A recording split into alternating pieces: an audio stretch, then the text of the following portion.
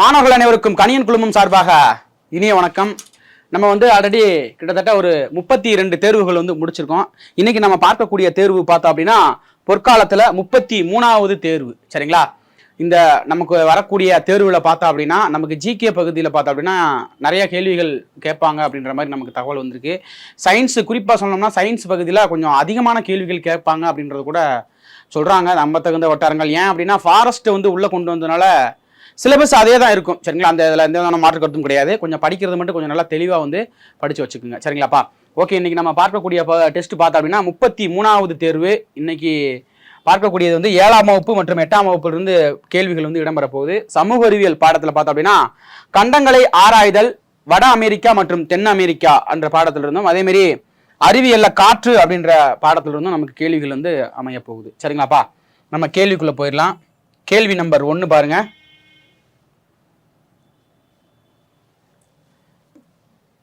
சரிப்பா, பாருங்க. கேள்வி நம்பர் 1, சரியானவை எவை அப்படின்னு கேட்குறாங்க. வட அமெரிக்கா 7 டிகிரி வடக்கு முதல் 84 டிகிரி வடக்கு வரையிலான அச்சக்கோடுகளுக்கு இடையில் முழுமையாக ஒரு வட அரைக்கோளத்தில் அமைந்திருக்கு அப்படின்னு சொல்றாங்க. கடகரேகை 23.5 டிகிரி மெக்சிகோ வழியாகவும் ஆர்டிகோ வளையம் அதாவது 66.5 டிகிரி வரைக்கும் கனடாவின் வடக்கு பகுதிகள் வழியாகவும் கடந்து செல்கின்றன அப்படின்னு கொடுக்குறாங்க. ஓகே, அதுக்கடுத்து பாருங்க 53 டிகிரி மே மற்றும் 180 மே தீர்க்க ரேகைகள் பார்த்தோம்னா இடையில வட அமெரிக்கா மேற்கு கோளத்தில் முழுவதுமாக அமைந்திருக்கு அப்படின்னு சொல்லி கொடுக்குறாங்க. இந்த கூற்றுகள் எல்லாமே பார்த்தோம் அப்படின்னா எவை சரியானவைன்னு கேட்குறாங்க. எல்லாமே சரியாக தான் கொடுத்துருக்காங்க. நம்ம பார்த்தோம்னா பூமத்திய ரேகை நமக்கு புவியோடைய மையத்தில் வரையப்படக்கூடிய ஒரு கற்பனை கோடு. சரிங்களா? அதாவது கிழக்கு மேற்காக வரையக்கூடிய ஒரு கற்பனை கோடுக்கு தான் என்ன சொல்லுவோம் அப்படின்னா அச்சக்கோடு அப்படின்னு சொல்லுவோம். சரிங்களா? சாரி, அச்சக்கோடு. ஓகே, அச்சக்கோடு தான். இதுல பார்த்தோம்னா 23.5 டிகிரி வட அச்சரேகை பார்த்தா அப்படின்னா என்னப்பா சொல்லுவான்? 23.5 டிகிரி வட அச்சரேகை பார்த்தோம்னா கடகரேகை அப்படின்னு சொல்லுவான். அதுக்கடுத்து பார்த்தோம் அப்படின்னா கீழே 23.5 டிகிரி தென் அச்சரேகை மகர ரேகை அப்படின்னு சொல்லுவோம். ஓகேங்களா? அது நமக்கு தெரிஞ்சதுதான். இதுல பாருங்க அமெரிக்கா வட அமெரிக்கா 7 டிகிரி வடக்கு முதல் 84 டிகிரி வடக்கு வரையான அச்சக்கோடுகளுக்கு இடையே முழுவதுமாக அமைந்திருக்கு அப்படின்னு சொல்றாங்க. 7 டிகிரினா அங்க எங்க பாருக்குது 0 டிகிரி. இந்த இதுல இருந்து கிட்டத்தட்ட 66க்கு மேல இந்த பாட்டுல இருக்கு அப்படின்னு சொல்றாங்க. அது கரெக்ட் தான். அதுக்கடுத்து பார்த்தோம்னா 23.5 டிகிரி அதாவது கடகரேகை 23.5 டிகிரி மெக்சிகோ வழியாகவும் ஆர்டிக் வளையம் 66 டிகிரி கனடாவின் வடக்கு பகுதி வழியாகவும் கடந்து செல்கிறது. அதுவுமே சரியா தான் கொடுத்துருக்காங்க. அடுத்து 53 மே மற்றும் 180 மே அதாவது மேற்கு தீர்க்க ரேகைகள் இடையே வட அமெரிக்கா மேற்கு கோளத்தின் முழுவதுமாக அமைந்திருக்குன்னு சொல்லி வட அமெரிக்காவோட இருப்பிடத்தை கரெக்டா சொல்லியிருக்காங்க. இது எல்லாமே அனைத்துமே சரிதான். சரிங்களா? அனைத்துமே சரிதான். கொஸ்டின் நம்பர் 1க்கு ஆப்ஷன் டெல்லி தான். நமக்கு பார்த்தா அப்படின்னா சார் நமக்கு இந்தியன் ஜாகிரபி வேர்ல்டு ஜாகிரபின்னு ஒப்பிட்டு பார்க்கும் பொழுது இந்தியன் ஜாகிரபிலிருந்து நிறைய கொஸ்டின்ஸ் வரும். நமக்கு வேர்ல்டு ஜாகிரபியில் 1 அல்லது 2 கேள்விகள் வரும். அதில் இந்த பகுதி கொஞ்சம் முக்கியமான பகுதியாக பார்க்கப்படுது. அதனால தான் உங்களுக்கு கேள்விகளாக எடுத்து வந்திருக்கோம். இதுனா என்ன அதை மட்டும் நீங்கள் நல்லா தெரிஞ்சு வச்சுக்கோங்க. இதிலிருந்து கேள்விகள் குறைவான கேள்விகள் தான் இடம்பெறும். ஆனால் அதையும் நம்ம எதிர்கொள்ளணுமாக தான் நம்ம கொஸ்டின்ஸ் இதிலிருந்து எடுத்து வந்திருக்கோம். சரிங்களா? வட அமெரிக்கா பார்த்தோம் அப்படின்னா மேற்கில் இருக்கக்கூடிய அதனுடைய எல்லைகள் பார்த்தா அப்படின்னா வட அமெரிக்கா இப்ப சொன்னா அதனுடைய எல்லைகள் பார்த்தா அப்படின்னா மேற்கு என்னன்னு பார்த்தா அப்படின்னா பசிபிக். மேற்கு பசிபிக் பெருங்கடலும், கிழக்கு அட்லாண்டிக் பெருங்கடலும். கிழக்கு அட்லாண்டிக் பெருங்கடலும், அதே மாதிரி வடக்க சரிங்களா வடபுறத்தில் பார்த்தா அப்படின்னா ஆர்டிக் வட்டமும் ஆர்டிக் பெருங்கடல். சரிங்களா? ஆர்டிக் பெருங்கடலும், அதே மாதிரி தெற்கு பகுதியில் தென் அமெரிக்காவும் இருக்கு. தெற்கு பகுதியில் தென் அமெரிக்காவும் இருக்கு. இதுதான் வட அமெரிக்காவுடைய எல்லைகள். சரிங்களாப்பா? இதை நல்லா தெளிவா தெரிஞ்சுக்கணும். அதே மாதிரி பார்த்தா அப்படின்னா வட அமெரிக்காவில் மிகவும் உயரமான சிகரம் அது எதுன்னு பார்ப்போம். பின்னாடி அடுத்த கேள்வியில் வரும். சரிங்களா? அப்ப கொஸ்டின் நம்பர் 1க்கு பார்த்தோம்னா ஆப்ஷன் டி டெல்லி தான் நமக்கு சரியான விடை. ஓகேங்களாப்பா? ஓகே, நெக்ஸ்ட் கொஸ்டின் பாருங்க. ராக்கி மலைத்தொடர் எங்கு அமைந்துள்ளது அப்படின்னு கேட்குறாங்க. சரிங்களா? ராக்கி மலைத்தொடர் நமக்கு டிஎன்பிஎஸ்சி பொறுத்தளவுக்கு வேர்ல்டு ஜாகிரபி கேட்கறது கொஞ்சம் ஒரு கேள்வி இல்லை 2 கேள்வி தான் இருக்கும். ஆனால் டிஎன்யூஎஸ்ஆர்பியை பொறுத்தளவுக்கு வேர்ல்டு ஜாகிரபி எஸ்ஐலையும் கேட்பாங்க, பிசிலையும் கேட்பாங்க. அதுலையும் பார்த்தா அப்படின்னா ரொம்ப ஈஸியான கேள்வியா கேட்பாங்க. சரிங்களா?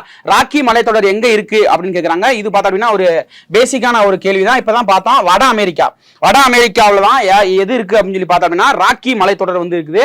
இந்த ராக்கி மலைத்தொடர் இதுல பார்த்தோம்னா உலகத்திலேயே மிக உயரமான சிகரம், உலகத்திலே உயரமான சிகரம் வந்து எங்க இருக்கு அப்படின்னு சொல்லி பார்த்தோம் அப்படின்னா வட அமெரிக்காவில் இருக்கக்கூடிய மெகன்லி சிகரம் தான். மெகன்லி சிகரம் தான் உலகத்திலே பார்த்தோம் அப்படின்னா, அதாவது வட அமெரிக்காவில் இருக்கக்கூடிய சிகரங்கள்ல மிக உயரமான சிகரம் வந்து மெகன்லி சிகரம் அப்படின்னு சொல்றாங்க. சரிங்களா? அப்ப மெகன்லி சிகரம் வட அமெரிக்காவில் உயரமான சிகரம் எதுன்னு சொல்லி பார்த்தோம்னா மெகன்லி சிகரம் உயரமான சிகரமாக இருக்கு. ராக்கி மலைத்தொடர் எங்க இருக்கு அப்படின்னு சொன்னா இந்த வட அமெரிக்காவில் இருக்குதான். வட அமெரிக்காவில் இருக்கக்கூடிய ராக்கி மலைத்தொடர்ல உயரமான சிகரம் வந்து மெகன்லி ராக்கி மலைத்தொடர்ல மெகன்லி சிகரம். சரிங்களா? இதை வந்து மறந்துடக்கூடாது. ஓகேங்களாப்பா?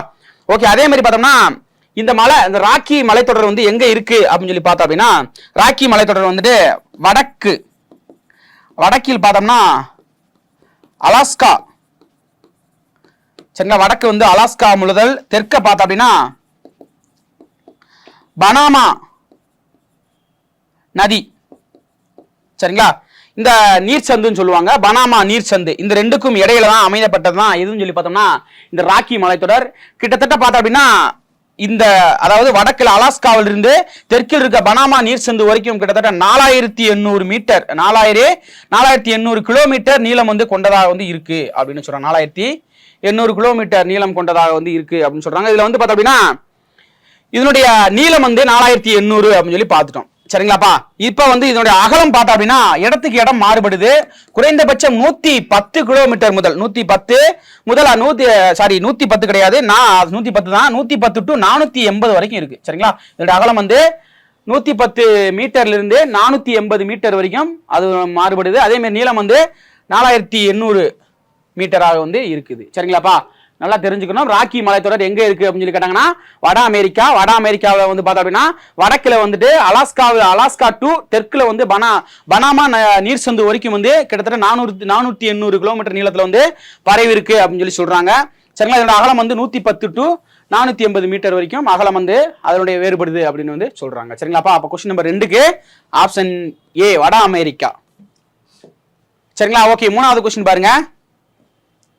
வட அமெரிக்காவின் இரண்டாவது பெரிய ஆற்றுப்படியாக இருப்பது மெக்கன்சி ஆறு அப்படின்னு கொடுக்குறாங்க வட அமெரிக்காவில். கரெக்ட் தான், இப்பதான் பார்த்தோம். சரிங்களா? ஓகே, கரெக்டா வந்து கொடுத்துருக்காங்க மெக்கன்சி ஆறு. ஓகேங்களா?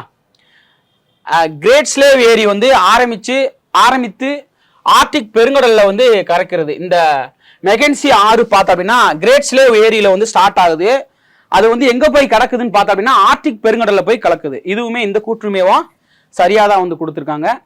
அடுத்து பார்த்தோம்னா கிராண்ட் கென்யான் எனப்படும் உலக புகழ்வாய்ந்த மிகப்பெரிய பள்ளத்தாக்கு கொலராடோ ஆறு கொலம்பியா பீடபூமியில வந்து உருவாகி இருக்கு அப்படின்னு சொல்றாங்க. அதுவுமே சரிதான், எல்லாமே சரியா தான் கொடுத்துருக்காங்க. பாருங்க, வட அமெரிக்காவில் இரண்டாவது பெரிய ஆற்றுப்படுகையாக இருப்பது வந்து மெக்கன்சி. இது வந்து பார்த்தோம்னா கிரேட் ஸ்லேவ் ஏரியில ஆரம்பிச்சு ஆர்டிக் பெருங்கடல்ல போய் கலக்குது. ஓகே. அதுக்கடுத்து கிராண்ட் கென்யான் எனப்படும் உலக புகழ் வாய்ந்த மிகப்பெரிய பள்ளத்தாக்கினை கொலராடோ ஆறு கொலம்பியா பீடபூமியில வந்து உருவாகிறதாக வந்து இருக்குது. சரிங்களா? மிகப்பெரிய பாருங்க, உலகில் புகழ் வாய்ந்த மிகப்பெரிய பள்ளத்தாக்காக இருக்கக்கூடியது கொலராடோ. சரிங்களா? அதை வந்து மறந்துடக்கூடாது. இப்போ கொஸ்டின் நம்பர் 3க்கு அனைத்துமே வந்து சரியா வந்து கொடுத்துருக்காங்க. சரிங்களாப்பா? கொஸ்டின் நம்பர் 3க்கு ஆப்ஷன் டி டெல்லி. அடுத்து பாருங்க கொஸ்டின் நம்பர் 4. மேற்கத்திய காற்றுகள் அல்லது எதிர்வர்த்தக காற்றுகள் என்பவை மத்திய அச்சக்கோடுகள் வழியில் எவ்வளவு டிகிரியில் வந்து உள்ளது அப்படின்னு கேட்குறாங்க. இது வந்து பார்த்தோம் அப்படின்னா மேற்கத்திய காற்றுகள் பார்த்தோம்னா மேற்கிலிருந்து கிழக்காக வீசக்கூடிய காற்று. வட அமெரிக்காவில் மேற்கிலிருந்து கிழக்காக வீசக்கூடிய காற்று, மேற்கிலிருந்து கிழக்காக வீசக்கூடிய காற்றாக வந்து இருக்குது. இது எவ்வளவு டிகிரியில வந்து இருக்கும் பார்த்தோம் அப்படின்னா கிட்டத்தட்ட 30 டு 60 டிகிரி வரைக்கும். சரிங்களா? 30 டு 60 டிகிரி மேற்கத்திய காற்றுகள் அல்லது எதிர்வர்த்தக காடுகள் அப்படின்னு சொல்றாங்க. இந்த காற்று பார்த்தோம் அப்படின்னா 30 டிகிரி முதல் 60 டிகிரி வரைக்கும் வட அச்ச பகுதியில் வந்துட்டு இருக்குது அப்படின்னு சொல்றாங்க. கரெக்ட் தான். சரிங்களா? கொஸ்டின் நம்பர் 4க்கு என்னதுப்பா? ஆப்ஷன் ஏ தான் நமக்கு சரியான விடையா வந்து இருக்குது. சரிங்களா? நமக்கு வந்து இந்த கொஸ்டின்ஸ் எல்லாம் பார்த்தோம் அப்படின்னா நமக்கு தேர்வுல வந்து எதிர்பார்க்கக்கூடிய கேள்விகள் மட்டும்தான் எடுத்துருக்கோம். இதுல பார்த்தோம்னா நிறைய வந்து வேர்ல்டு ஜியோகிராபில வட அமெரிக்கா தென்னாப்பிரிக்கா பத்தி நிறைய கேள்விகள் வந்து உள்ள இருக்கும். சரிங்களா? நமக்கு தேர்வுக்கு என்ன கேள்விகளா எதிர்பார்ப்பாங்க அப்படின்றத மட்டும் தான் நம்ம வந்து எடுத்துட்டு வந்திருக்கோம். சரிங்களாப்பா? கொஸ்டின் நம்பர் 4க்கு வந்து ஆப்ஷன் ஏ. அடுத்து 5வது கேள்வி பாருங்க. சரிங்களா? 5வது கேள்வி. இதுல வந்து எந்தெந்த பகுதி வந்து விளையக்கூடியது, எந்தெந்த பகுதியில் இருக்கு, அதாவது வட அமெரிக்காவில் இருக்கு அப்படின்ற மாதிரி இந்த கேள்வி வந்து கேட்டிருக்காங்க. சரிங்களா? பார்க்கலாம் பாருங்க. பார்த்தோம் அப்படின்னா பாசி வில்லோ இது எந்த பகுதியில் இருக்குன்னு பார்த்தோம் அப்படின்னா தூந்திரா காடுகள். சரிங்களா, பாசி வில்லோ வந்துட்டு எந்த பகுதியில் எந்த பகுதியில் விளையுதுன்னு பார்த்தோம் அப்படின்னா தூந்திரா காடுகளில் வந்து விளையுது. அதுக்கடுத்து பார்த்தோம் அப்படின்னா ஃபைன் பின் தேவாறு ஸ்ப்ரூஸ் இது எல்லாமே பார்த்தோம் அப்படின்னா டைக்கா வகை காடுகளில் வந்து விளையுது. அடுத்தடுத்து பார்த்தோம்னா புற்கள் முட்புதர் மூலிகைகள் இது எல்லாமே பார்த்தோம்னா பிரேரி. சரிங்களா, இது தூந்திர காடு, டைக்கா, பிரேரி. அதுக்கடுத்து பார்த்தோம்னா ஆலிவ், திராட்சை, ஆரஞ்சு, ஓக், வால்நாட், அத்தி இது எல்லாமே பார்த்தோம்னா மிதவெப்ப மண்டலமாக இருக்கக்கூடிய தரைக்காடுகள்ல வந்துட்டு இதெல்லாமே விளைகிறது. சரிங்களா, அது எல்லாமே என்ன செஞ்சிருக்காங்கப்பா நேரா வந்து கொடுத்துருக்காங்க. சரிங்களா, கொஸ்டின் நம்பர் 5க்கு பாசி வில்லோ வந்து தூந்திரா காடுகள், ஃபைன் பின் தேவாறு ஸ்ப்ரூஸ் வந்து டைக்கால வந்து இருக்கு. அதே மாதிரி புற்கள் முள்புதர்கள் மூலிகை வந்து எங்க இருக்குது பிரேரியில வந்து இருக்குது. அப்ப 1 2 3 ஆலிவ், திராட்சை, ஆரஞ்சு, ஓக், வால்நாட் மற்றும் அத்தி போன்றது வந்துட்டு எந்த பகுதியில் பார்த்தோம்னா மிதவெப்ப தரைக்கடலில் வந்துட்டு விளைச்சல் வந்துட்டு அதிகமாக விளையக்கூடியதா வந்து இருக்குது. சரிங்களா, அப்ப கொஸ்டின் நம்பர் 5க்கு வந்துட்டு ஆப்ஷன் 1 2 3 4 ஆப்ஷன் ஏ தான் நமக்கு மிக சரியான விடை. சரிங்களாப்பா, ஓகேப்பா. நெக்ஸ்ட் கொஸ்டின் பார்த்துடலாம். கொஸ்டின் நம்பர் 6 பார்லி மற்றும் ஓட்ஸ் எந்த மண்டல பகுதியில் விளையும் பயிர்களாக இருக்கு அப்படின்னு சொல்லி கேட்குறாங்க. பாருங்க, ஆப்ஷன் ஏ மித வெப்ப மண்டலம், வெப்ப மண்டலம், குளிர் பிரதேசம், பாலைவன பயிர் அப்படின்னு 4 ஆப்ஷன் கொடுக்குறாங்க. இதுல வந்து பார்த்தோம்னா வட அமெரிக்காவில் வந்து பார்லி ஓட்ஸ் இதை பொறுத்தளவுக்கு பார்த்தோம்னா கோதுமை ஏற்றுமதியில, சரிங்களா,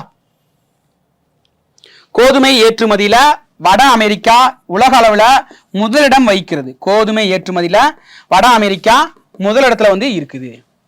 ஓகேங்களா, இப்ப வந்து நமக்கு வந்து பார்த்தோம் அப்படின்னா பார்லி வந்து பார்த்தோம் அப்படின்னா மித வெப்ப மண்டல பார்லி மற்றும் ஓட்ஸ் போன்றது வந்து பார்த்தோம்னா மித வெப்ப மண்டல பயிர்களாக நமக்கு வந்து இருக்குது. இது வந்து பார்த்தோம்னா அதிக குளிரை வந்து தாங்கிக்கிறோம்.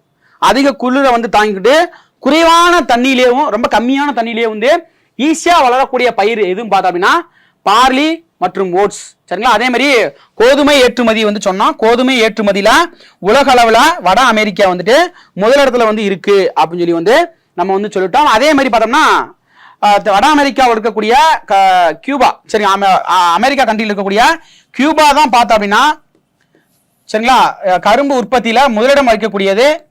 உலகின் சர்க்கரை கிண்ணம் என்று அழைக்கப்படுகிறது. உலகின் சர்க்கரை கிண்ணம் எதுதான் பார்த்தோம் அப்படின்னா கியூபா தான். சரிங்களா, உலகின் சர்க்கரை கிண்ணம் என்று அழைக்கப்படுவது கியூபா. பார்லி மற்றும் ஓட்ஸ் எந்த பகுதியில் விளையும் பயிர்கள் பார்த்தோம் அப்படின்னா மிதவெப்ப மண்டல பயிர்கள். கோதுமை ஏற்றுமதியில வட அமெரிக்கா வந்து முதலிடத்துல வந்து இருக்குது. ஓகேங்களாப்பா, கொஸ்டின் நம்பர் 6க்கு ஆப்ஷன் ஏ. அடுத்து 7வது கொஸ்டின் பாருங்க. உருகும் பானை கலாச்சாரம் என்று அழைக்கப்படும் நாடு எது அப்படின்னு சொல்லி கேட்கிறாங்க. என்ன நாடுப்பா, நம்ம எதை பார்த்துட்டு இருக்கோம், ஐக்கிய அமெரிக்க நாடுகள் தான். ஐக்கிய அமெரிக்க நாடுகள் தான் உருகும் பானை கலாச்சாரம் என்று அழைக்கப்படக்கூடிய கண்ட்ரியாக வந்து இருக்குது. இப்ப கொஸ்டின் நம்பர் 7க்கு என்னப்பா ஆன்சரு, ஆப்ஷன் ஏ தான் நமக்கு மிக சரியான விடையா வந்து இருக்குது. சரிங்களாப்பா, ஓகே. அடுத்து 8வது கொஸ்டின் பாருங்க. வட அமெரிக்காவின் நிலப்பரப்பின் அடிப்படையில் மிகப்பெரிய நாடு எது அப்படின்னு சொல்லி கேட்குறாங்க. வட அமெரிக்கா, சரிங்களா, நம்ம வந்து தென் அமெரிக்கா வட அமெரிக்கா அப்படின்னு சொல்லி ஒரு கான்செப்ட் பார்த்துட்டு இருக்கோம். இப்போ வட அமெரிக்கா ஃபுல்லா வந்து கொஸ்டின்ஸ் பார்த்துக்கிட்டு இருக்கோம்.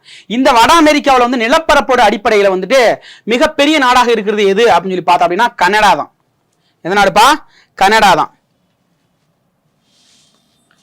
சரிங்களா, இந்த கனடாவுக்கு அருகில் இருக்கக்கூடிய கிராண்ட் பேங்க் அப்படின்னு சொல்றாங்க. கிராண்ட் பேங்க், சரிங்களா, கிராண்ட் பேங்க் இந்த என்னன்னு சொல்லி பார்த்தோம் அப்படின்னா உலகில் வளமான அதாவது இயற்கை வளங்கள் கொண்டிருக்கக்கூடியதுல மிக ஒரு முக்கியமானதா எது இருக்கு அப்படின்னு சொல்லி பார்த்தோம்னா முதன்மையானதாக வந்துட்டு இந்த கனடாக்கு பக்கத்தில் இருக்கக்கூடிய எதுப்பா இந்த கிராண்ட் பேங்க் தான் இருக்குது. நமக்கு வந்து ஒரு பாக்ஸ்ல வந்து கொடுத்துருப்பாங்க.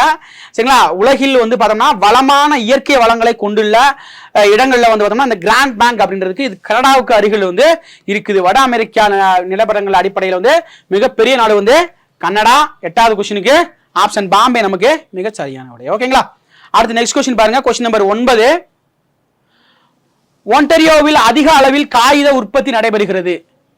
சரிங்களா, ஒன்டாரியோவில் வந்துட்டு அதிகமாக காகித உற்பத்தி நடைபெறுகிறது. இது எங்க இருக்கு அப்படின்னு சொல்லி கேட்கிறாங்க. உலகில் வந்து பார்த்தோம்னா மொத்தமாக, சரிங்களா, உலகில் வந்துட்டு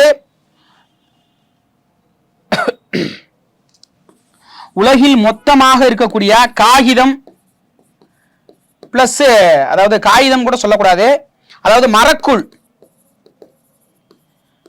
மற்றும் செய்தித்தாள் உற்பத்தியில பார்த்தோம்னா 50% வந்து வட அமெரிக்கா தான் தருது. 50%. மரக்கூழ் மற்றும் செய்தித்தாள் இதுல வந்து பார்த்தா அப்படின்னா 50% வந்து இங்க யார் தான் கொடுக்குறாங்க அப்படின்னா வட அமெரிக்கா தான் கொடுக்குது. வட அமெரிக்கா தான் நமக்கு வந்து கொடுக்குது. இந்த வட அமெரிக்காவில் வந்து எந்த இடத்துல அதிக காகித உற்பத்தி வந்து நடைபெறுகிறது அப்படின்னு சொல்லி கேட்குறாங்க. எந்த இடம்னாப்பா? கனடா தான். சரியான விடை வந்துட்டு கனடா தான் நமக்கு மிக சரியான விடை. இதுதான் பார்த்தா அப்படின்னா முன்னாடியே சொன்னது மாதிரி வட அமெரிக்கா வந்துட்டு மரக்கூழ் மற்றும் செய்தித்தாளில் வந்து 50% வந்துட்டு நமக்கு வந்து இந்திய அளவில் வந்து நமக்கு வந்து கொடுக்குது. கொஸ்டின் நம்பர் 9க்கு ஆப்ஷன் ஏ நமக்கு மிக சரியான விடையா இருக்கு. சரிங்களாப்பா? அடுத்து நெக்ஸ்ட் கொஸ்டின் பாருங்க. உலகில் மிக நீண்ட மலைத்தொடர் எது அப்படின்னு சொல்லி கேட்கிறாங்கப்பா. உலகில மிக நீண்ட மலைத்தொடர் எது அப்படின்னு சொல்லி கேட்கிறாங்க. இமயமலை இளம் மடிப்பு மலை என்று அழைக்கப்படுகிறது. இமயமலை வந்துட்டு இளம் மடிப்பு மலைகள் அப்படின்னு சொல்லுவாங்க, நமக்கு நல்லாவே தெரியும். சரிங்களா?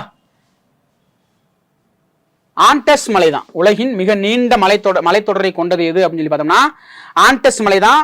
சரிங்களா? இந்த ஆண்டஸ் மலை பார்த்தா அப்படின்னா இந்த ஆண்டஸ் மலையில உயரமான சிகரம், சரிங்களா, உலகின் உயரமாக சிகரம் வந்து பார்த்தோம்னா இமயமலையில இருக்கக்கூடியது. சரிங்களா? அது 8848 அடி வந்து இருக்கும். 8848 அடிகள் வந்து உலகின் உயரமான சிகரம் வந்து இமயமலையில வந்து இருக்குது. சரிங்களா? இதுல வந்து ஆண்டஸ் மலை சிகரத்துல உயரமானது எதுன்னு சொல்லி பார்த்தோம்னா ஆகன் காகுரா அப்படின்றதுதான். சரிங்களா? ஆகன் காகுரா என்பதுதான் ஆண்டஸ் மலைத்தொடரில் வந்துட்டு மிக உயரமான சிகரமாக வந்து இருக்குது. இது வந்து பார்த்தோம்னா எவ்வளவு உயரமா இருக்குன்னு சொல்லி பார்த்தோம்னா 6961 அடி உயரம் வந்து இருக்கும். சரி, மீட்டர், அடி கிடையாது, மீட்டர். சரிங்களா? மீட்டர் 6961 ஆகன் காகுனா அப்படின்றது தான் வந்து நமக்கு ஆண்டஸ் மலைத்தொடரில் வந்துட்டு மிக உயரமான சிகரமாக வந்து இருக்குது. அப்ப வந்து பார்த்தோம்னா இந்த ஆண்டஸ் மலைத்தொடர் வந்து பார்த்தோம்னா கிட்டத்தட்ட எவ்வளவுன்னு பார்த்தோம்னா 6440 கிலோமீட்டர் நீளம் வந்து கொண்டிருக்குது. 6440 கிலோமீட்டர் வந்து இருக்குது. இது வந்து எங்க இருக்கு அப்படின்னு சொல்லி பார்த்தோம்னா பசிபிக் பெருங்கடலை ஒட்டி. சரிங்களா? அந்த வட அமெரிக்கா வந்து பார்த்திருப்போம். அது வந்து பார்த்தோம்னா பசிபிக் பெருங்கடல் எங்க இருக்கான்? மேற்கு பகுதியில் வந்து இருக்கும். அதே மாதிரி நமக்கு வந்து எங்க இருக்குதான் நமக்கு எப்படி இந்தியாவில் வந்து பார்த்தோம் அப்படின்னா இந்தியாவில் வந்து பார்த்திருப்போம் மேற்கு தொடர்ச்சி மலை எப்படி வந்து அரபிக்கடலை ஒட்டி வந்து இருக்குதோ அதே மாதிரி தான் பசிபிக் பெருங்கடலை ஒட்டி வந்து எதுதான் இருக்கு அப்படின்னு சொல்லி பார்த்தோம்னா இந்த ஆண்டஸ் மலை தான் பார்த்தோம்னா கிட்டத்தட்ட 6440 கிலோமீட்டர் பரப்பளவில் வந்து நமக்கு வந்து பரவி வந்து இருக்கும் அப்படின்னு வந்து சொல்லியிருப்பாங்க. கொஸ்டின் நம்பர் 10க்கு என்னதுப்பா? ஆப்ஷன் பாம்பே தான் நமக்கு மிக சரியான விடையா வந்து இருக்குது. சரிங்களாப்பா? ஓகே, அடுத்த கொஸ்டின் பாருங்க. கொஸ்டின் நம்பர் 11 பாருங்க. உலகின் நுரையீரல் என அழைக்கப்படுவது அப்படின்னு கேட்கிறாங்க. உலகின் நுரையீரல் என்று அழைக்கப்படுவது சுந்தரவனம் வந்து எங்க இருக்குது? நமக்கு வந்து மேற்கு வங்காளத்துல வந்து இருக்குது சுந்தரவன காடுகள். சரிங்களா? அது வந்து நமக்கு இந்தியாவில் வந்து இருக்குது. உலகின் நுரையீரல் என்று அழைக்கப்படுவது எதுன்னு சொல்லி பார்த்தோம்னா அமேசான் தான். சரிங்களா?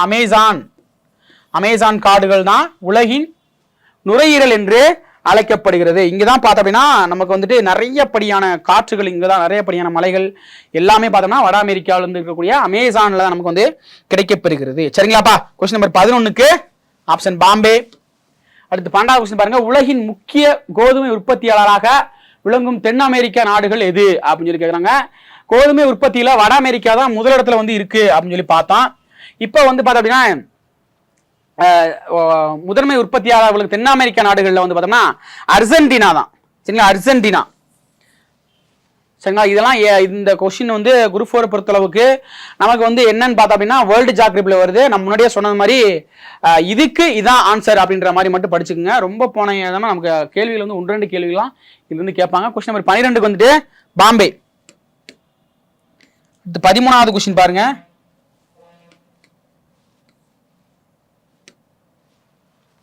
சரிப்பா, ஓகே, இது ஒரு முக்கியமான ஒரு கொஸ்டின் பா. காஃபி, இந்திய அளவுல காஃபி உற்பத்தியில வந்து கர்நாடகா வந்து முதன்மையாக இருக்கும். கர்நாடகா நமக்கு இந்தியாவில் கர்நாடகா மாநிலத்தை வந்துட்டு காஃபி உற்பத்திக்கு வந்துட்டு இப்ப என்ன கேட்கறாங்கன்னா காஃபி உற்பத்தியில முதலிடம் வகிக்கும் நாடு எது அப்படின்னு சொல்லி கேட்கறாங்க. ஒரு முதலிடம் வகிக்கக்கூடிய நாடு அப்படின்ற அளவுக்கு போயிட்டாங்க. எதுக்குப்பா? Chile, Brazil, Uruguay, Argentina. இப்பதான் வந்து பார்த்தா அர்ஜென்டினா பார்த்தோம்னா உலகின் முக்கிய கோதுமை உற்பத்தியாக விளங்கக்கூடிய தென்னாப்பிரிக்கா நாடு எது அப்படின்னு சொல்லி பார்த்தோம்னா அர்ஜென்டினா. இந்த பிரேசில் தான் நமக்கு சரியான விடை. சரிங்களா? காஃபி உற்பத்தியில முதலிடம் வகிக்கக்கூடியது எதுன்னு சொல்லி பார்த்தோம்னா பிரேசில் தான். இந்த பிரேசில் தான் உலகின் காஃபி பானை அப்படின்னு அழைக்கப்படுகிறது. காபி பானை அப்படின்னு சொல்றாங்க. எதை தான்பா? பிரேசில் தான் உலகின் காபி பானை அப்படின்னு சொல்றாங்க. கொஸ்டின் நம்பர் 13க்கு ஆப்ஷன் பாம்பே. அடுத்து 14வது கொஸ்டின் பாருங்க. உலகின் இயற்கையான சோடியம் நைட்ரேட் படிவுகள் கிடைக்கும் ஒரே இடம் எது அப்படின்னு கேட்குறாங்க. எங்க தான் பார்த்தா அப்படின்னா தென்னாப்பிரிக்கால தான். சரிங்களா, தென் அமெரிக்கால தான் உலகின் இயற்கையாக சோடியம் நைட்ரேட் கிடைக்கக்கூடிய ஒரே இடம். உலகிலேயே தென் அமெரிக்கால மட்டும்தான் கிடைக்கும் அப்படின்னு சொல்றாங்க. இதுவும் ஒரு முக்கியமான ஒரு கேள்வி தான், பார்த்துக்கணும். சரிங்களாப்பா. அடுத்த கொஸ்டின் பாருங்க. உலகின் மிகப்பெரிய தாமிர சுரங்கங்கள் எங்க இருக்கு அப்படின்னு சொல்லி பார்த்தோம்னா எங்க இருக்குது? பெருவில் தான் இருக்குது. உலகின் மிகப்பெரிய தாமிர சுரங்கங்கள், பெரிய தாமிர சுரங்கங்கள் எங்க இருக்குது? பிரேசில்ல இருக்குது. உலகின் முக்கிய கோதுமை உற்பத்தியாக விளங்கக்கூடிய தென்னாப்பிரிக்க நாடுகள் எது? தென்னாப்பிரிக்க நாடு எதுன்னு சொல்லி பார்த்தோம் அப்படின்னா அர்ஜென்டினா. சரிங்களா. காஃபி பானை அப்படின்னு சொல்லக்கூடிய காஃபி உற்பத்தி செய்யக்கூடிய முதல் நாடு, முதலிடம் வகிக்கக்கூடிய நாடு எதுன்னு சொல்லி பார்த்தோம்னா பிரேசில். உலகின் மிகப்பெரிய தாமிர சுரங்கங்கள் எங்கு காணப்படுகிறது அப்படின்னு சொல்லி பார்த்தோம் அப்படின்னா பெரு. சரிங்களா. அதே மாதிரி உலகில் இயற்கையாக கிடைக்கக்கூடிய சோடியம் நைட்ரேட் படிவங்கள் எங்க கிடைக்கும் அப்படின்னா எங்க தான்ப்பா? நமக்கு தென்னாப்பிரிக்கால தான் தென்னாப்பிரிக்கா. ஓகேங்களா. கொஸ்டின் நம்பர் 15க்கு option C Brazil, sorry Peru. 15க்கு ஆப்ஷன் ஏ. ஓகேப்பா. 16வது கொஸ்டின் பாருங்க. இது காற்று அப்படின்ற பாடத்துல நமக்கு இருக்குது. 8வதுல ரொம்ப முக்கியமான ஒரு பாடம்ப்பா இந்த பாடம். சரிங்களா. முன்னாடி இந்த 15 கொஸ்டின் முன்னாடி பார்த்த 15 கொஸ்டின் அதுக்கான ஆன்சர் மட்டும் பார்த்துக்குங்க. இது ரொம்ப ரொம்ப முக்கியமானது காற்று. சரிங்களா. பாருங்க, காற்றில் 78.09 நைட்ரஜன் இருக்கு. ஓகே, மிக சரியானது தான். 78.09 நைட்ரஜன், 20.95 ஆக்சிஜன் இருக்குது. அதுவுமே என்னதான்ப்பா? சரிதான். மித்த 0.93 ஆர்கான் இருக்கு. 0.04 கார்பன் டை ஆக்சைடு இதர வாயுக்களும் காணப்படுகிறது. மிகச் சரியானது. இந்த புள்ளி விவரங்களை நல்லா பாருங்க. நைட்ரஜன் வாயு தான் நம்ம காணப்படக்கூடிய வாயுக்கள்ல அதிகமாக இருக்கக்கூடியது. 78.09, nitrogen 20.95, oxygen oxygen 20.95, nitrogen 78.09, argon பார்த்தோம்னா 0.93, கார்பன் டை ஆக்சைடு 0.04%. ஓகேங்களா. அடுத்து பாருங்க, தாவரங்கள் கார்பன் டை ஆக்சைடு ஒளிச்சேர்க்கைக்கு பயன்படுத்தி கொண்டு ஆக்சிஜனை வெளியிடுகிறது. நல்லா நோட் பண்ணுங்க. தாவரங்கள் விலங்குகளைப் போலவே சுவாசித்தலுக்கு ஆக்சிஜனை எடுத்துக்கொண்டு கார்பன் டை ஆக்சைடை வெளியிடுகிறது. நல்லா நோட் பண்ணுங்க. சுவாசித்தலுக்கு மனிதர்களைப் போலதான் தாவரங்களும், விலங்குகளைப் போலதான் தாவரங்களும். சுவாசித்தலுக்கு நம்ம எப்படி ஆக்சிஜனை நம்ம உட்கொண்டு கார்பன் டை ஆக்சைடை வெளியிடுறோமோ அதே மாதிரிதான் பார்த்தோம் அப்படின்னா இதுதான் தாவரங்கள் ஆக்சிஜனை எடுத்துக்கிட்டு கார்பன் டை ஆக்சைடை சுவாசித்தலுக்கு பயன்படுகிறது. இப்ப பாருங்க, ஆனால் அதற்கு தலைகளாக எப்ப பார்த்தோம் அப்படின்னா ஒளிச்சேர்க்கை நடைபெறும் பொழுது மட்டும்தான் என்ன செய்யுது? கார்பன் டை ஆக்சைடை எடுத்துக்கிட்டு ஆக்சிஜனை வெளியிடுகிறது. சரி, நல்லா நோட் பண்ணுங்க. சுவாசித்தலுக்கு ஆக்சிஜனை எடுத்துக்கிறது, ஆனால் ஒளிச்சேர்க்கையும் போது ஆக்சிஜன் வெளியிடுது. ஓகேங்களா. இதை நல்லா புரிஞ்சுக்குங்க. நம்ம கேள்வியில கேட்பாங்க. எப்படி கேட்பாங்க அப்படின்னா, தாவரங்கள் ஒளிச்சேர்க்கைக்கு பயன்படுத்தும் போது கார்பன் டை ஆக்சைடை எடுத்துக்கிட்டு ஆக்சிஜன் வெளியிடுது, ஆனா சுவாசித்தலுக்கு மனிதனை போலதான், விலங்குகளை போலதான். ஓகேங்களா. சுவாசித்தலுக்கு நம்ம எப்படி ஆக்சிஜனை உள்கொண்டு கார்பன் டை ஆக்சைடை வெளியிடுறோமோ அதே மாதிரிதான் அங்கேயும் நடைபெறுகிறது. அதனாலதான் பார்த்தா அப்படின்னா ஒளிச்சேர்க்கைக்கு முக்கியமானது எது தேவைப்படும் அப்படின்னு பார்த்தோம்னா நமக்கு சூரிய ஒளி தான் நமக்கு தேவைப்படும். இரவு நேரங்களில் ஒளிச்சேர்க்கை நடைபெறுமா? நடைபெறாது. இரவு நேரங்களில் தாவரங்களுக்கு சுவாசித்தல் மட்டும்தான் நடைபெறும். அதனாலதான் பார்த்தா அப்படின்னா இரவு நேரங்களில் மரத்துக்கடியில் தூங்கக்கூடாது அப்படின்னு சொல்லுவாங்க. சரிங்களாப்பா. அப்ப இரவு நேரங்கள்ல ஒளிச்சேர்க்கை நடைபெறாது. அப்ப என்ன செய்யணுமா? அங்க சுவாசித்தல் மட்டும்தான் தாவரங்கள்ல நடைபெறும். அப்ப டயத்துல ஆக்சிஜனை உட்கொண்டு கார்பன் டை ஆக்சைடை வெளியிடும். ஆனா ஒளிச்சேர்க்கையின் போது ஒளிச்சேர்க்கை எப்ப நடைபெறும்? பகல் முழுதும் ஒளிச்சேர்க்கை நடைபெறும். அப்ப என்ன செய்யும் அப்படின்னா ஆக்சிஜனை உட்கொண்டு கார்பன் டை ஆக்சைடை வெளியிடும். சரிங்களா. சரி, ஒளிச்சேர்க்கையின் போது கார்பன் டை ஆக்சைடை என்ன செஞ்சுக்கிறான்? உள்ள இழுத்துக்கிட்டு ஆக்சிஜனை வெளியிடும். சரிங்களா. அதை நல்லா பாத்துக்கணும். இந்த இடம் முக்கியமான ஒரு பாயிண்ட். ரெண்டுமே சரி.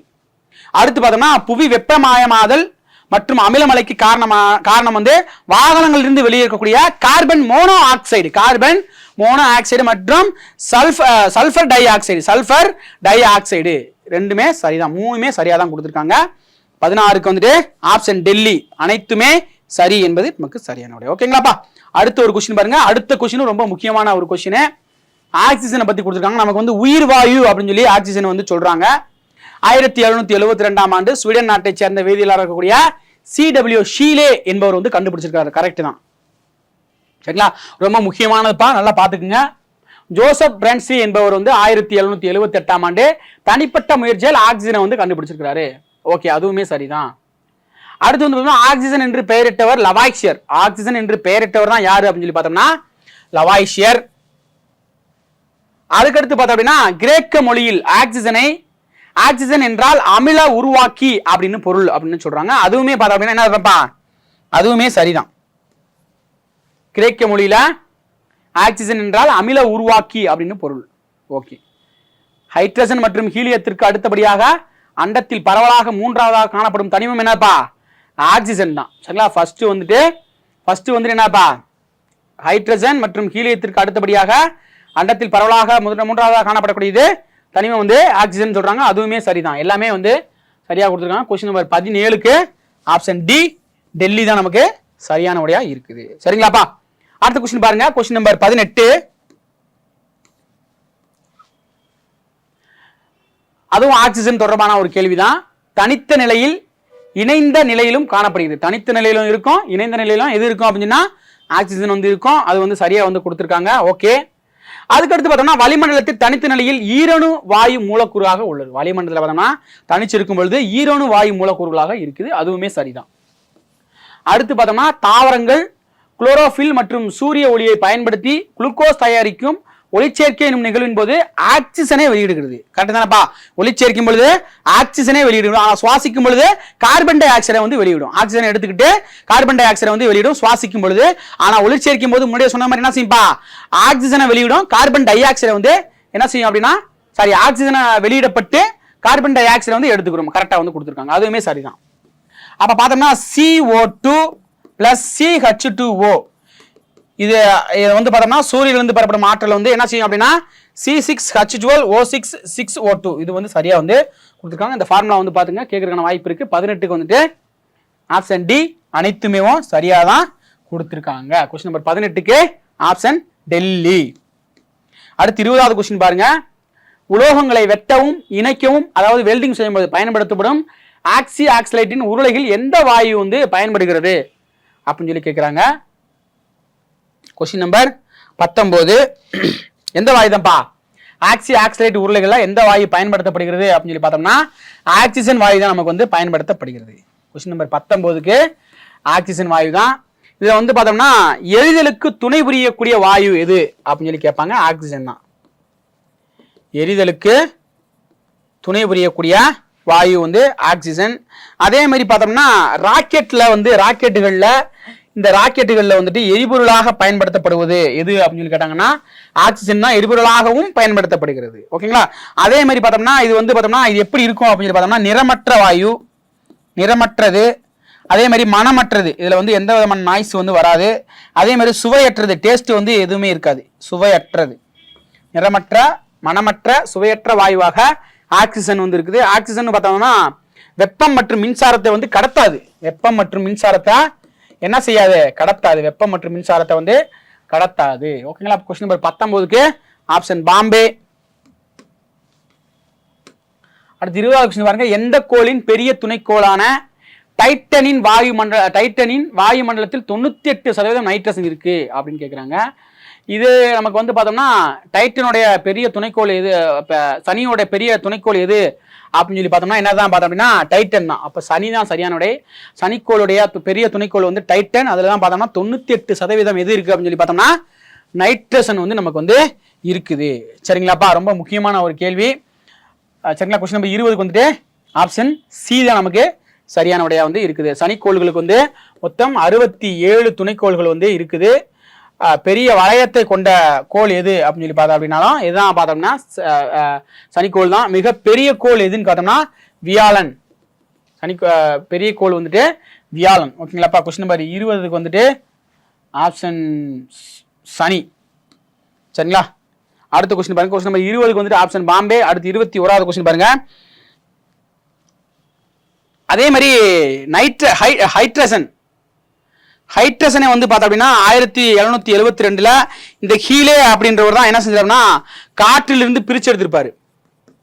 காற்றிலிருந்து ஹைட்ரஜனை பிரித்தெடுத்தவர் யாரு அப்படின்னு சொல்லி கேட்பாங்க. யார் தான் அப்படின்னா ஹீலே, WC கிடையாது, CW ஷீலே என்பவர் தான் காற்றிலிருந்து நைட்ரஜனை வந்து பிரித்தெடுத்திருப்பாரு. இதையும் நம்ம வந்து தெரிஞ்சுக்கணும். சரிங்களா? கொஸ்டின் நம்பர் 21 பாருங்க. அம்மோனியா, அதாவது ஹேபர் முறையில் வந்து அம்மோனியா உரம் தயாரிக்கிறதுல வந்து பார்த்தோம்னா தயாரிப்பிலும் நைட்ரிக் அமிலம் தயாரிப்பிலும் பயன்படுத்தக்கூடிய தனிமம் எது அப்படின்னு சொல்லி கேட்குறாங்க. எந்த தனிமம் தான்ப்பா? நைட்ரசன் தனிமம் தான், நைட்ரசன். சரிங்களா? அம்மோனியா உரங்கள் தயாரிப்பிலும் நைட்ரிக் அமிலங்கள் தயாரிப்பிலும் வந்து பயன்படுத்தக்கூடிய தனிமம் வந்து நைட்ரசன் தனிமம். ஓகேங்களா? கொஸ்டின் நம்பர் 21க்கு பாம்பே. 22வது கொஸ்டின் பாருங்க. வெள்ளியின் மேற்பரப்பு வெப்பநிலையில் தோராயமாக டேஸ் இருக்குது, எத்தனை இருக்கு அப்படின்னு சொல்லி பாருங்க. இது வந்து சூரியனுடைய மேற்பரப்பில் பார்த்தோம்னா 6000 டிகிரி செல்சியஸ், 6000 டிகிரி செல்சியஸ் வெப்பநிலை வந்துட்டு எங்க இருக்கும் அப்படின்னு சொல்லி பார்த்தோம்னா சூரியனுடைய மேற்பரப்பில் வந்து இருக்கும். இப்போ வந்து நமக்கு வெள்ளிக்கோளில் வந்து கேட்குறாங்க. வெள்ளிக்கோளுக்கு எவ்வளோ பாருங்க, 462 டிகிரி செல்சியஸ் வந்து வெள்ளிக்கோளுடைய மேற்பரப்பு வெப்பநிலையாக தோராயமாக சொல்றாங்க. சரிங்களா? இது வந்து சூரியனுடைய மேற்பரப்பு வெப்பநிலை பார்த்தோம் அப்படின்னா 6000 டிகிரி செல்சியஸ்ல வந்து இருக்கும். வெள்ளியின் மேற்பரப்பு வெப்பநிலை பார்த்தோம்னா 462 டிகிரி செல்சியஸ்ல வந்து நமக்கு வந்து இருக்கும். கொஸ்டின் நம்பர் 22க்கு பாம்பே. அடுத்து 23வது கொஸ்டின் பாருங்க. பசுமை இல்ல வாயுக்களில் தவறான ஒன்றை தேர்ந்தெடுன்னு கேட்குறாங்க. பசுமை இல்ல வாயுக்கள் நமக்கு வந்து இப்போ நம்ம வந்து பார்த்துருப்போம், போன டெஸ்ட்லேயே வந்து பார்த்துருப்போம். சரிங்களா? Methane, chlorofluoro, CFC, nitrogen oxide, இந்த மூணுமே வந்துட்டு பசுமை இல்ல வாயு. பசுமை இல்ல வாயுக்கள் தவறானது பார்த்தோம்னா ஆக்சிஜன் தான் நமக்கு சரியான. கொஸ்டின் நம்பர் 23க்கு ஆப்ஷன் சரியான விடை வந்து பாம்பே. அடுத்து வந்து பாருங்க 24வது கொஸ்டின். அமிலமலையுடைய pH மதிப்பு. இந்த pH மதிப்பு வந்து பார்த்தோம்னா ரொம்ப ரொம்ப முக்கியமாக வந்து கேட்பாங்கப்பா. சரிங்களா? தூய பால் எவ்வளோப்பா? தூய பால் வந்து 5. தூய பாலுடைய pH மதிப்பு வந்து 5. அதே மாதிரி புளித்த பாலோட தூய மதிப்பு எவ்வளோப்பா? 4.5.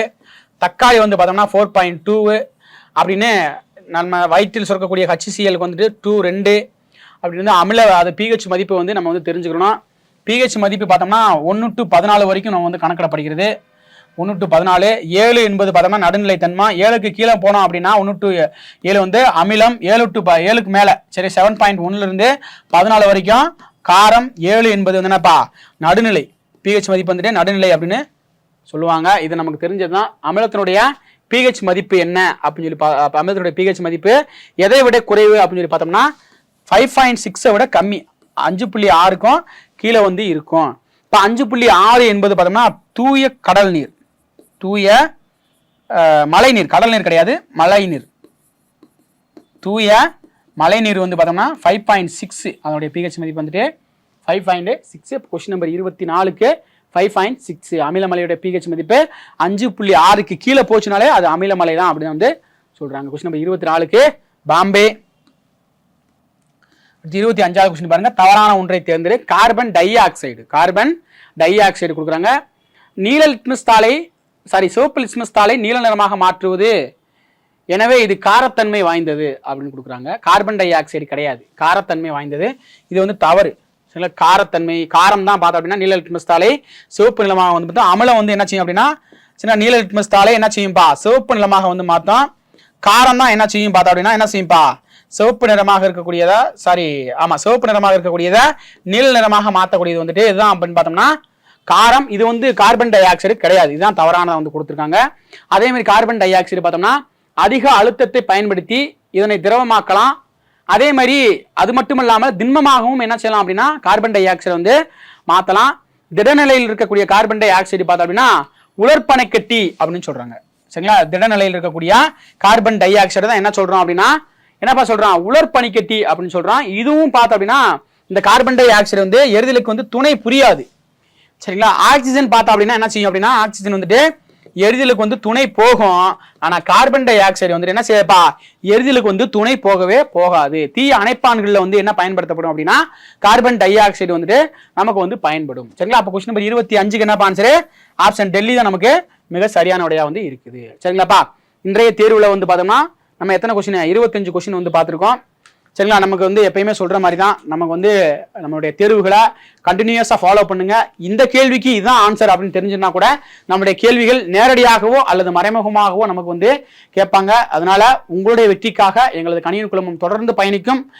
ஆதரவளித்த அனைத்து நல்ல உள்ளங்களுக்கும் நன்றி கூறி மீண்டும் அடுத்து ஒரு காணொலி சந்திப்போம். நன்றி, வணக்கம்.